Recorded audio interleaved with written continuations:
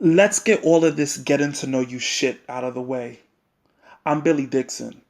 I'm a professional wrestler.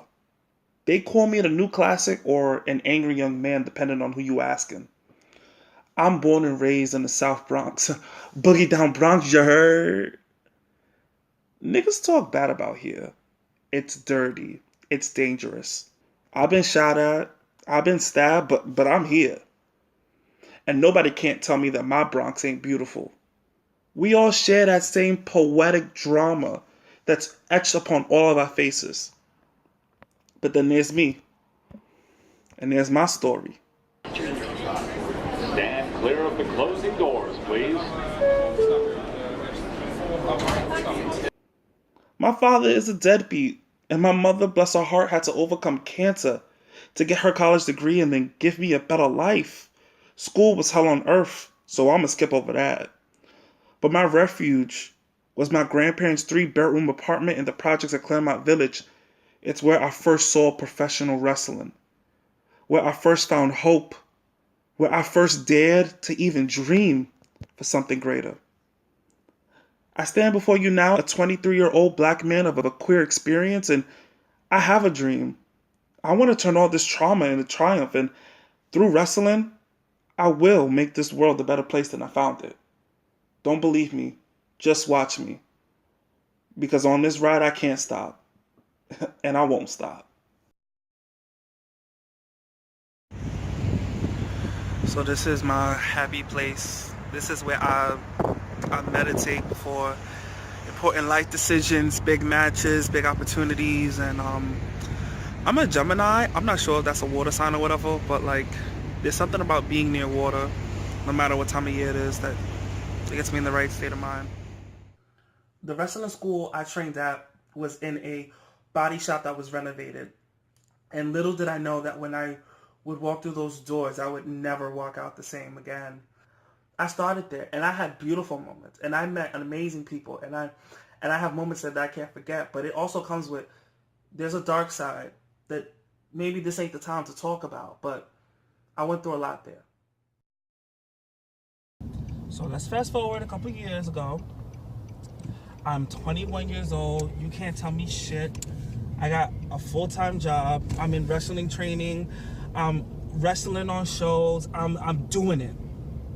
And then at the blink of an eye, I lose my job. Downsizing, contracts getting cut, and I'm done. Like I'm at the point where I have so much pride of I don't want to be nobody's leech. I don't want to depend on anybody.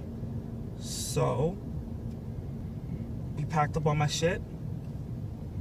I was in my car, and for a month I was homeless, and I would sleep here every night.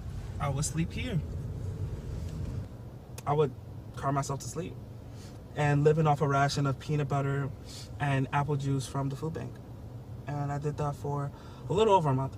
And then my friend Falcon told me I needed to move back home and get over myself, and I did. I did. There are so many wrestlers today who've had it so easy, who have had their parents pay for training, who have had very cushy lifestyles. But I think that one of the reasons why Billy Dixon is successful today is because he didn't have that circumstance, because he had to be homeless, he had to be destitute, he had to have a harder path to get to where he is today. And I think that those types of things make him a different man, a different wrestler than the normal person that we see in the ring. So I got the call to do a Matter of Pride in 2017, and I was very early on in my career, and I was very, very ecstatic to be a part of the best and the brightest of the LGBT community in wrestling. And I knew that that was my opportunity. That was my chance to make a name for myself. I was with him his first time in New York. It was for Matter of Pride Volume 2 in Long Island. And oh, some of the funniest times on that road trip on the way up there. Oh, some great times. But we get there and we're in the hotel the night before and he's very nervous. He's worrying that he's not going to be good enough. He's worrying that he's not ready. He felt that he wasn't prepared. And something that I've always told him is that he's his own worst critic. He does not like compliments. He does not want to give himself the credit that he's due at all. And I said, look, go out there and do your thing and you'll be okay. He did great that night. He did fantastic that night. And I think from then on, because he's been able to be himself and he doesn't have the creative roadblocks that he had, and a lot of that frustration is turning into enjoyment now. It's turning into being able to really experience his craft and not have to constantly fight for an opportunity. And because of that, because he's able to go out there now and dance along with the crowd, feel with the crowd, piss off the crowd, excite the crowd, the things that he really wants to do, he seems like he's a lot happier now. He's telling me all the time he had the best match of his career here and the best match of his career there, and he's not really disappointed in his positioning anymore. And I'm happy to hear it. I truly am. I really identify with Molly Holly because I understand what it's like to be an outsider and to be, overlooked, and her putting her hair on the line in order to get a match I related to because I was not supposed to be on that October 2018 card for a Matter of Pride, but I told Rick I would do whatever it took, so I agreed that if I lost the match I would shave my head. I put everything on the line just for one more chance to prove that I could hang. Who brought the Conair trimmers? That is just the shadiest shit ever. Cause you know you're gonna get pimples now.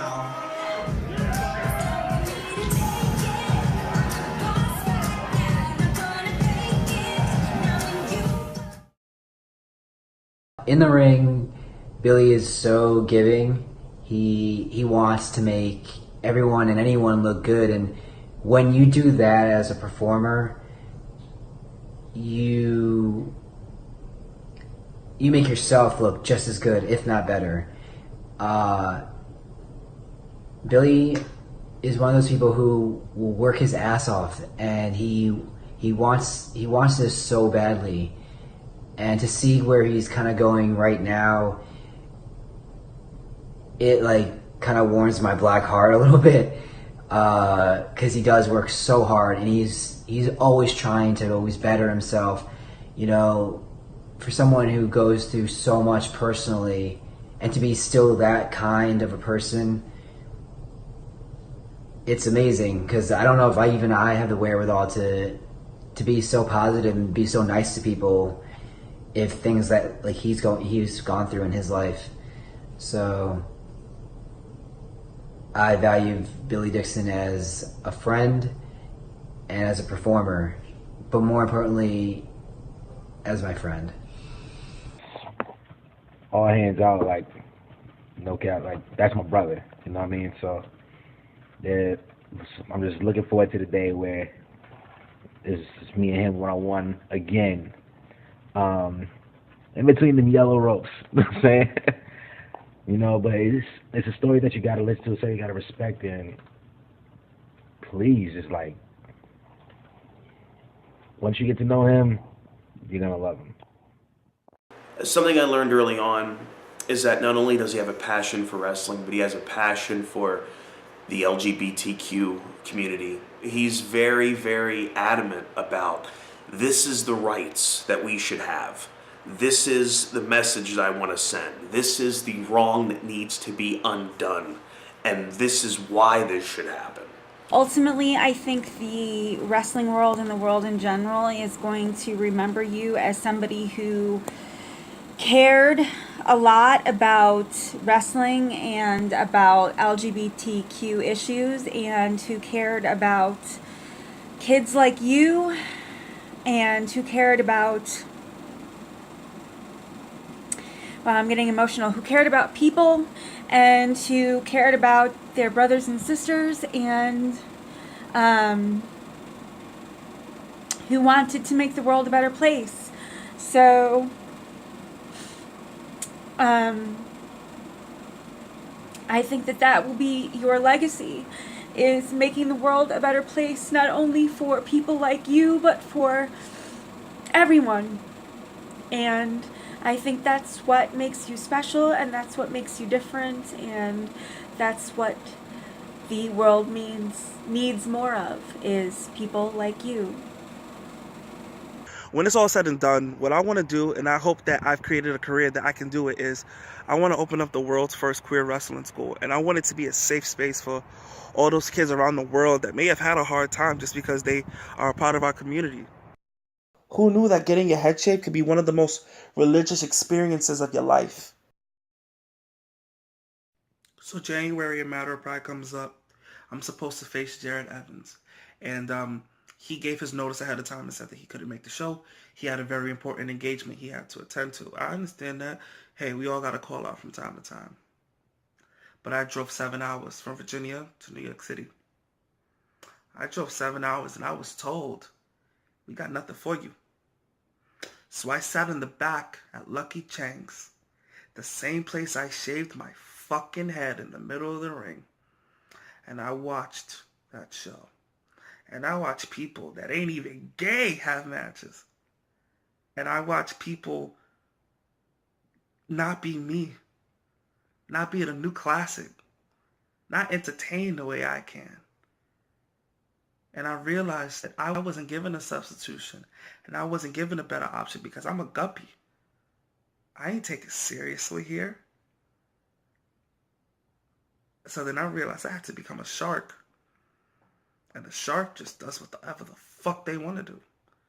So the main event was where I made my strike. Because for the past year I've been saying I deserve to be in that main event.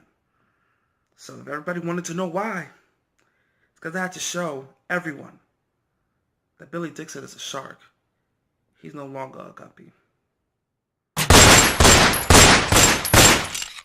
Effie, I know you're probably sitting at home watching this, more confused than ever. But let me break it down for you. You see, I don't hate you. What I hate is this idea that because you're white, you got a better physique than I do, that somehow you're more marketable than me. You're more valid than me. See, what you don't understand is, I'm Billy motherfucking Dixon. I've been fighting my whole life to prove that I'm valid. And at Diva Mania, when it counts the most in a big gay street fight, well, it's just another fight to me. But the question remains to you, Effie. When the fuck have you ever fought for something?